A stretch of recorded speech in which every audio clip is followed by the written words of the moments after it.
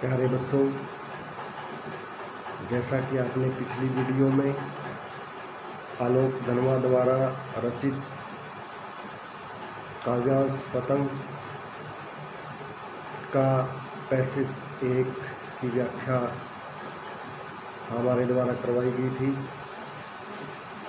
अब passage number 2 की व्याख्या करते हैं।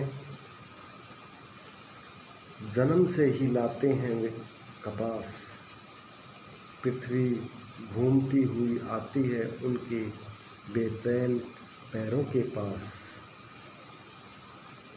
जब वे दौड़ते हैं बेसुध, छतों को नरम बनाते हुए,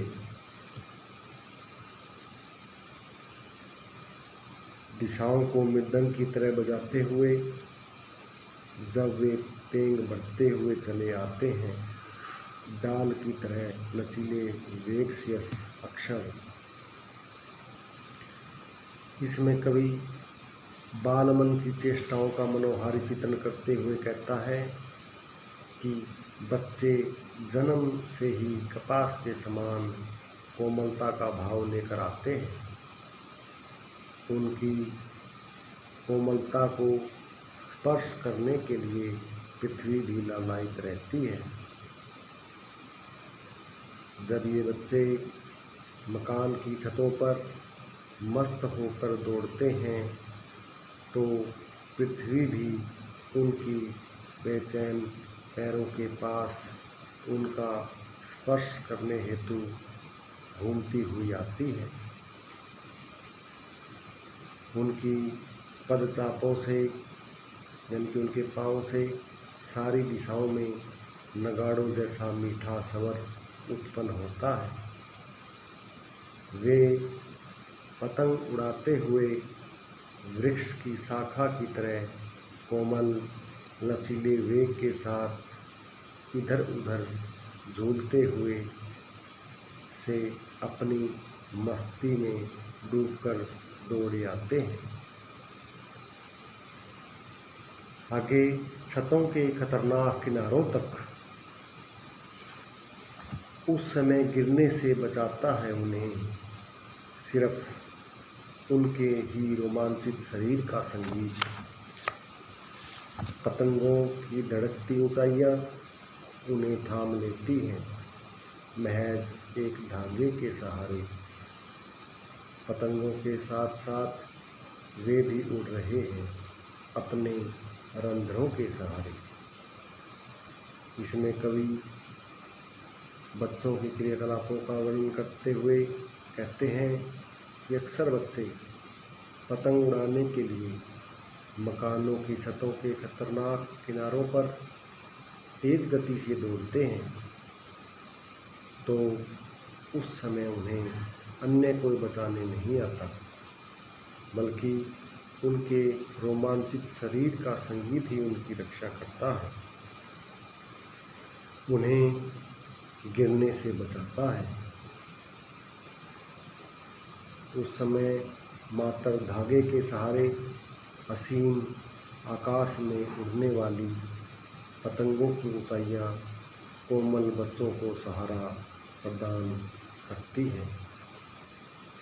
ये कोमल बच्चे पतंगों के साथ साथ अपने रोम छिद्रों यानी कि शरीर के छिद्रों के सहारे स्वयं भी उड़ते से लगते हैं, अर्थात बालमन की ऊंचाइयों को छू रही पतंगों के साथ साथ आकाश में उड़ना चाहता है। वह उनकी हदों को पार करना चाहता है। नेक्स्ट, अगर वे कभी गिरते हैं छतों के खतरनाक किनारों से और बच जाते हैं, तब तो और भी निडर होकर सुनहले सूरज के सामने आते हैं। पृथ्वी और भी तेज घूमती हुई आती है उनके बेचैन पैरों के पास। इसमें कवि कहता है कि अगर बच्चे कभी कभार अपनी पतंग को उड़ाते हुए छतों के किनारों से गिर जाते हैं, परंतु अपने लचीले शरीर के कारण वे बच जाते हैं। तो उस समय उनके मन का भय समाप्त हो जाता है, उनमें साहस और निडरता पैदा हो जाती है, उनमें आत्मविश्वास बढ़ जाता है। इन खतरनाक किनारों से बचने के बाद वे और भी उत्साह के साथ स्वर्णिम सूर्य के सामने आते हैं, स्वर्णिम सोने के समान, अर्थात वे अगली सुबह फिर पतंग उड़ाते हैं। तब कोमल बच्चों के साहस, धैर्य और निडरता को देखकर यह पृथ्वी भी उनके बेचैन पैरों के पास और भी तेज घूमती हुई लगती है। इसका काव्य सौंदर्य सुनिए। इसमें बच्चों के क्रियाकलापों और उनकी सहन शक्ति का वर्णन किया गया है। मानवीकरण, अनुप्रास अलंकारों का प्रयोग हुआ है। भाषा शुद्ध साहित्यिक खड़ी बोली है। प्रसाद गुण है। मुक्तक छंद का अच्छा प्रयोग किया गया है। भाषा शैली भावपूर्ण है और भाषा में लाक्षणिकता विद्यमान है। प्यारे बच्चों, यह कविता आलोक धनवा द्वारा रचित पतंग कविता उनके जो बड़ा काव्य संग्रह है दुनिया रोज बनती है, इसमें से लिया गया है। इसमें बाल सुलभ क्रियाओं उमंगों का सजीव चित्रण किया गया है, इसलिए आप इसको ध्यानपूर्वक सुनें और अपना गृह कार्य करें। धन्यवाद।